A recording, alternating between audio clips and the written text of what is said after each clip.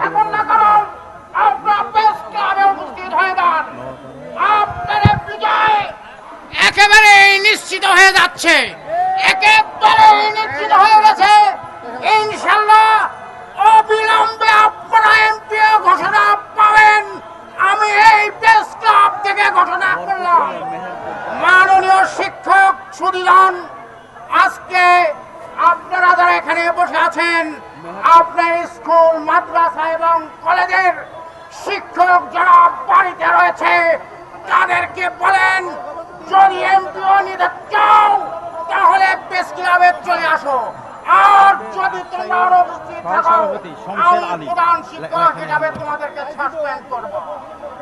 আমি এই কথা বলে দিতে চাচ্ছি আপনাদেরকে, আপনারা বসে থাকবে, আমরা এখানে শুয়ে ঘুমাবো।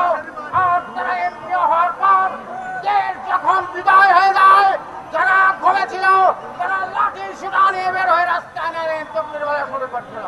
আমাদের শিক্ষকরা কি তাই করবে? আপনারা কি তাই চান? আপনারা তো চান না। তাদেরকে ফোন করেন, তাদেরকে বলে অনেক থেকে বের হয়ে আসো। আরেকটু কথা বলতে চাই, আজকের দিনের মধ্যে সেই সুসংবাদ পারেন। আমার ধৈর্য ধরেছি 12 সাল থেকে শুরু করে আজ অবধি। আমার প্রতিষ্ঠানের বয়স 30 বছর, আমার চাকরি আছে মাত্র 5 বছর। আমি এই আন্দোলনে 12 সাল থেকে এই প্রেস ক্লাবে থেকেছি। এই প্রেস ক্লাবে যেদিন পেপার স্প্রে মারা হয়, যেদিন কানেট মারা হয়, যেদিন বম মারা হয়, এই জায়গায় হাজার হাজার শিক্ষক আমাদের জীবন বাজি রেখেছিলাম। সেদিন আমাদের জান হারিয়ে যাচ্ছিল। আমার একজন শিক্ষক হাতের পর বলে আমাকে কালেমা পড়াও। আমি বলছি আমাকে কালেমা পড়াও তুমি। আমি বলি আল্লাহ তোমার সাহায্য চাই। আল্লাহ পাকের রহমতে সেদিন আমরা বিজয় অর্জন করেছিলাম। 19 এবং 22 এমপিও ঘোষণা করা হয়েছে। ওই ফ্যাসিস্ট সরকার অন্যায় করেছে। মাননীয় শিক্ষামন্ত্রী, বিগত শিক্ষামন্ত্রী আমাদেরকে 2টা ছাত্র কম চলমান শিক্ষা প্রতিষ্ঠান থাকা সত্ত্বেও আমাদেরকে এমপিও থেকে বঞ্চিত করেছে। আমরা এরকম এমপিও থেকে বঞ্চিত হতে চাই না। বাংলাদেশে একটি ডিপার্টমেন্ট, সেটা এডুকেশন ডিপার্টমেন্ট হলো দুর্বল। আমরা ছোটবেলায় শুনেছি স্বাস্থ্য শিক্ষা, কিন্তু সেই স্বাস্থ্য শিক্ষা আজও 53 বছরে দুর্বল রয়েছে। আমার তত্ত্বাবধায়ক সরকারের প্রধান উপদেষ্টাকে আমি সবিনয় অনুরোধ করে আপনারা দুহাত শূন্য করে বলেন, মাননীয় উপদেষ্টা মহোদয়, আপনি আমাদের এমপিও ঘোষণা করুন। আপনি একজন সুন্দর সরকার গঠন করুন।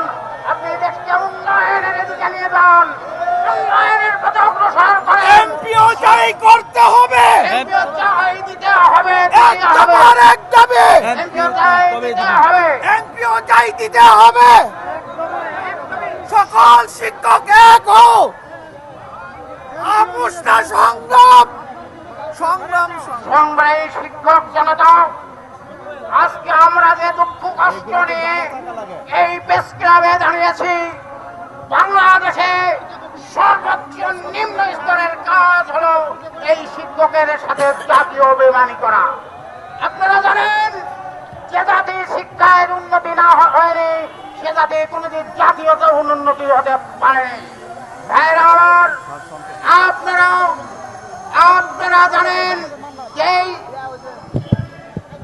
এই শিক্ষক আজকে কোথায় অবস্থান করছে। আমার শিক্ষক সভায় আমার একজন প্রফেসর ভাই বললেন আমার সময় শেষ, আমার ছেলেদের জীবন শেষ। আজকে কোথায় আমরা?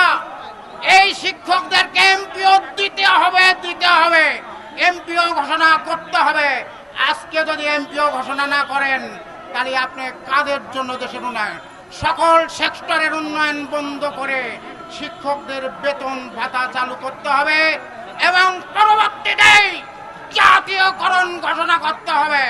আমি সবার সুস্বাস্থ্য কামনা করে এবং সাংবাদিক মিডিয়া ভাইদেরকে ধন্যবাদ দিয়ে আমার বক্তব্য শেষ করছি। আসসালামু আলাইকুম।